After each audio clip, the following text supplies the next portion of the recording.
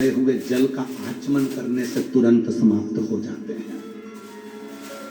और सियोर वाले महाराज की बात मत मानना, बिल्कुल मत मानना। सियोर वाले बाबा को सुनने आए हो पर उनकी बात मत मानना। आप तो गीता प्रेस गोरखपुर की शिवपुराण लेकर आओ, उसकी विद्येश्वर संहिता पढ़ो। उस विद्येश्वर संहिता में तुम्हें मिलेगा कि भगवान शंकर पर जल चढ़ाकर उस जल का आचमन करने से, उस जल को पीने से 3 ताप समाप्त हो जाते हैं, कायिक, वाचिक और मानसिक। 3 ताप समाप्त। लेकर आओ, उसको पढ़ो, अध्ययन करो।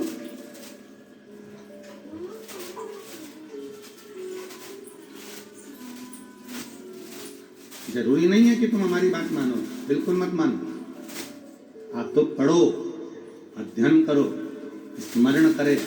और जितने शिव भक्त इस जयपुर की पवित्र धरा पर सारे पंडालों में बैठे हुए हैं उनसे भी, और जितने आस्था चैनल पर सुन रहे हैं, जितने फेसबुक यूट्यूब पर सुन रहे हैं, जितने सोशल मीडिया पर श्रवण कर रहे हैं, उनसे भी निवेदन करूंगा, जिस दिन तुम्हारा भरोसा पक्का हो जाए कि कोई मुझे नहीं देगा, देगा तो मेरा बाप, मेरा शिव देगा, उस दिन शिव की शरण में। पड़ोसी को कितना भी चाय पिला लो, पड़ोसन के घर के कितने भी बर्तन धो लो, पड़ोसन के कितने भी अचार खिला दो, पड़ोसन के घर की माता जी को कितनी भी साड़ी पहना दो, पर पड़ोसन के पास करोड़ों का धन होगा पर वो अपनी प्रॉपर्टी तुमको नहीं देगी। मेरी बहुओं से निवेदन है, मौसी सास को कितना भी तुम पांव पड़ लो, मामी सास के कितने भी पांव पड़ लो, चाची सास के कितने भी पांव पड़ लो, ताई सास के भी कितने पांव पड़ लो, पर वो तुम्हें सोने की चैन नहीं देगी। सोने की चैन भले सास से कितना भी झगड़ा हो जाए, लड़ाई हो जाए, पर आखिरी में जब बंटवारा होगा तो सास की सोने की चैन तुझे जरूर मिलेगी। वो ताई सास नहीं देगी, वो चाची सास नहीं देगी, वो मौसी सास नहीं देगी, वो मामा ससुर नहीं देगा, वो पड़ोसन नहीं देगी, वो रिश्तेदार नहीं देंगे, वो कुटुंबी नहीं देंगे। आखिरी में वो चैन तुझे तेरी सास की तुझे ही मिलेगी। भले वो लड़ाई हो, झगड़ा हो, कितना भी विवाद हो, पर देगी वही। उसी तरह तुम सब दूर घूम कर आ जाओ, आखिरी में शांति, वैभव, धन, दौलत, संपदा और जीवन का सुख कहीं नहीं मिलेगा। वो मिलेगा तो शिव की शरणागति में मिलेगा, शंकर के। तुम पूछो मत पूछो, तुम जल चढ़ाओ मत चढ़ाओ, तुम श्री शिवाय नमस्तुभ्यम बोलो मत बोलो, तुम पंचाक्षर और नमः शिवाय बोलो मत बोलो, तुम ओम नमः शिवाय षडक्षर बोलो मत बोलो, और आखिरी में पाला उसी से पड़ेगा। अंत समय प्रभु, अंत में पाला उसी से पड़ने वाला, किसी दूसरे से पाला नहीं पड़ेगा, पाला उसी से।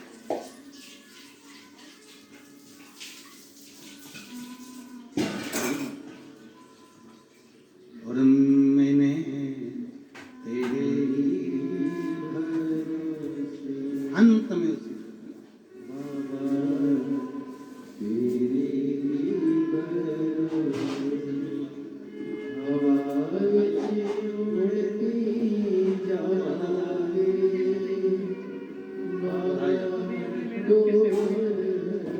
आप ही के भाई का नौकरी लगा है, अभी उदयपुर ट्रेनिंग में है। एक बार जोरदार ताली बजाओ प्रीति खंडे।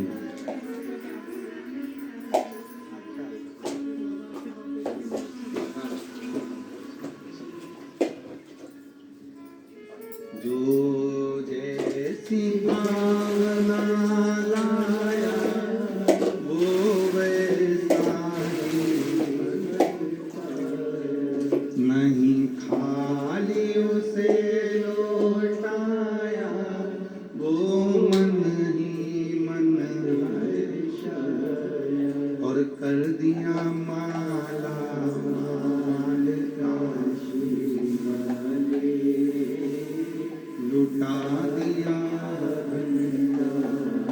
काशी वाले। उस पे आश्रित आश्रित। आप तो राजस्थान के हो, मेवाड़ के राजा बप्पा रावल जी,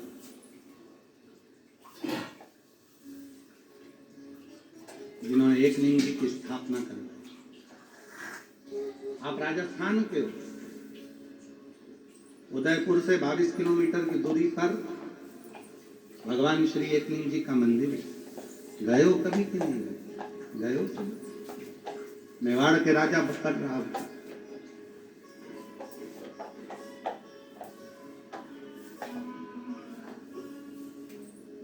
ध्यान देना, जब मेवाड़ पर आक्रमण हुआ, वहां के महाराज ने अपने पुत्र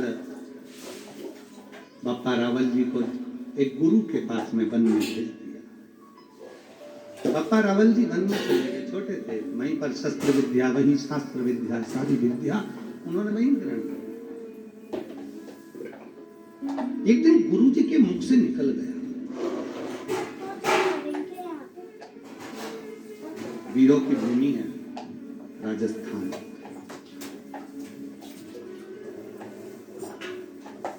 यहाँ की भूमि का जल ही ऐसा है कि यहाँ का बच्चा हो चाहे बूढ़ा हो, वो वीरों की ही मौत मरता है। उस समय वीरता का गुण होता है, वीरों की भूमि है राजस्थान। बप्पा रावल जी छोटी सी अवस्था थी, 7-9 वर्ष की, और रावल जी, बप्पा रावल ने वन में अपने गुरु के मुख से सुन लिया। गुरु जी बोले कि जब व्यक्ति बहुत संघर्ष करता है और उसको कोई लक्ष्य नहीं मिलता, तब वो शिव की शरणागति ग्रहण करे। ये बप्पा रावल जी ने अपने गुरु के मुख से सुना, शिव की शरणागति ग्रहण करे।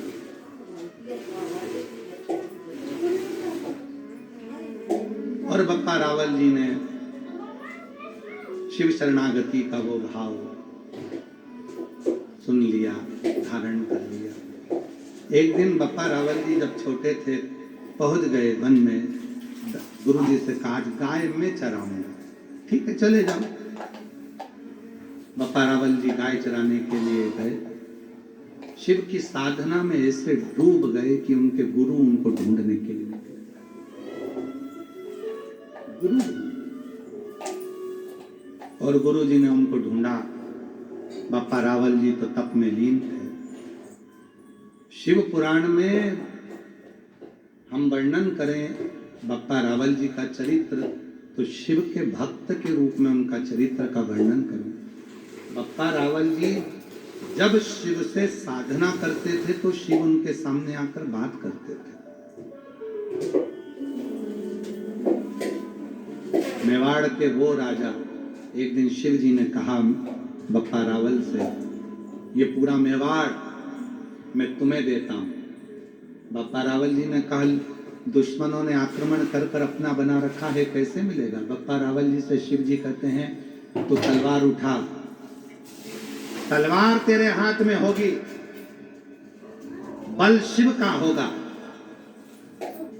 और याद रखना हारने नहीं दूंगा। पूरी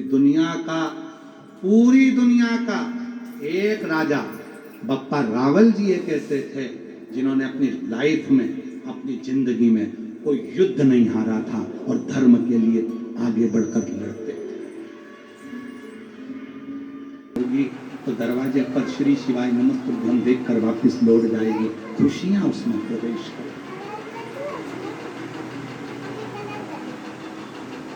शिव के आश्रम कौशल्या जी से कहा, कौशल्या जी भगवान शंकर जी से कहती है, बाबा तुम्हें जो चाहिए, हीरा मोती रतन माणिक जो चाहिए तुम ले लो। श्री कृष्ण के दर्शन करने चले सदा शिव को।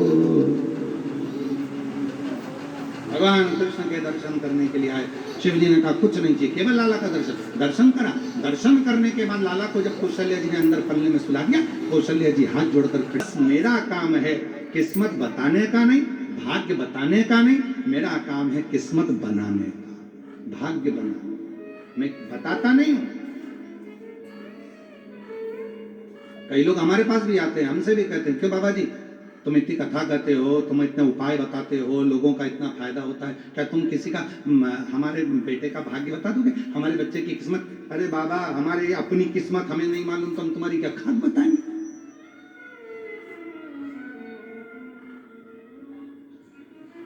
अगली घड़ी, अगला पल क्या होने वाला है किसको मालूम।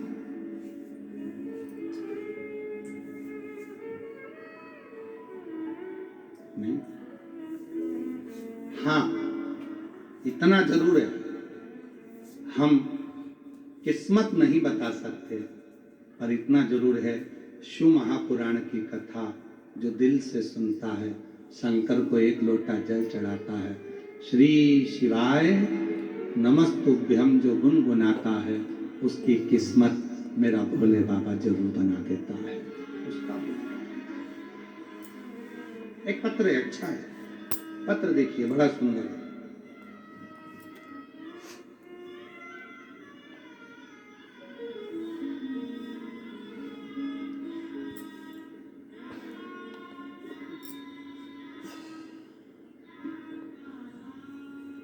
मैं सेजल अनिल गोयल, मेरा नाम सेजल अनिल गोयल, बरकत नगर जयपुर की रहने वाली हूँ। महाराज जी, शादी को 9 साल हो चुके थे, पर कोई संतान नहीं थी। मेरी सास ने आपकी कथा टीवी पर सुनी और आंख की जड़ वाला उपाय करने को कहा। मैंने 2 बार उपाय किया, पर फिर भी मेरा गर्भ नहीं ठहरा। मैंने डॉक्टरों को किया, दिखाया, उन्होंने भी बोला कि आपको संतान नहीं हो सकती, मुश्किल है, संतान का सुख ही नहीं। तब मेरी सास ने फिर कहा, तो टीवी पर कथा तो सुना कर, और सीवर वाला बाबा बोलता है बैठा कर कथा सुनने के लिए, और जब कथा सुनकर उठे टीवी के सामने तो वहां की मिट्टी को भी अपने पेट पर लगाया कर। मैंने वही करा, कथा सुनती टीवी के सामने, वहां की मिट्टी को अपने पेट पर लगाती। पशुपतिनाथ का व्रत मैंने 2 बार करा। जब योग नहीं बना तब सीहोर पहुंच गई, कंकर शंकर की पूजन कर कर वहां का एक कंकर लेकर आ गई, रुद्राक्ष लेकर आ गई, शिव जी का चढ़ा हुआ रुद्राक्ष में जल चढ़ाकर उसको पीने लगी। बड़ोदरा गुजरात में आपकी कथा चल रही थी, तब उस कथा में बाबा की कृपा से, देवाधिदेव महादेव की कृपा से, पूर्व में जो आपकी कथा हुई उस कथा का तत्व में मैंने श्रवण किया, और गुरुदेव बाबा ने ऐसी कृपा कर दी कि मुझे अंदाजा नहीं था कि कथा की मिट्टी भी कमाल कर जाती है। और बाबा ने मेरे गर्भ से 1 नहीं 2 बच्चों ने जन्म लिया बाबा की कृपा से। और दोनों बेटे, एक का नाम हमने शिवाय रखा और दूसरे का नाम हमने कान्हा रखा। ये शिव की कृपा, शिव की। एक लाइन अच्छी लिखी है, आओ अपन गुनगुनाते हैं।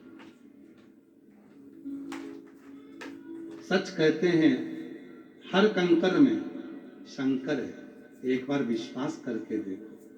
फिर लाइन है, ओ मेरी झोली छोटी पड़ गई रे, तूने इतना दिया मेरे बाबा, मेरी झोली छोटी पड़ गई रे, तूने इतना दिया मेरे, इतना दे दिया कि मेरी झोली छोटी पड़ गई।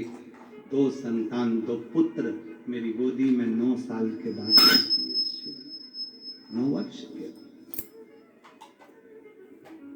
डिगे ना विश्वास, भरोसा डिगना नहीं चाहिए। और जब भरोसा डिगता नहीं है तब शिव जरूर मिलता है।